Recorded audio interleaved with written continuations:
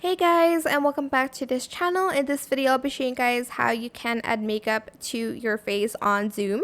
So you can't use it when you're using Avatar, of course. So I'm just going to go to let me just turn on my cam first.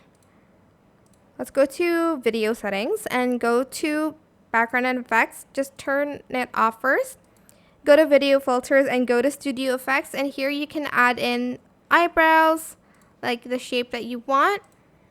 Then you're just going to adjust the opacity. I'm not going to show it to my face today because I just look horrible, but you can also add in like mustache and beard if you'd like to, and you can also then add in lip color here. You can select the lip color that you want, and again you can adjust the opacity, and you can even apply it to all of your future meetings.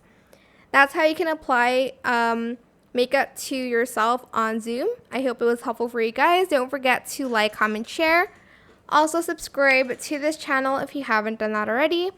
If you have any more questions about this video, just leave it in the comment section down below. I will try my best to answer them all for you guys. And if you find this video helpful, please click the thanks button as well. That is it for this video. Thank you so much for watching. Bye!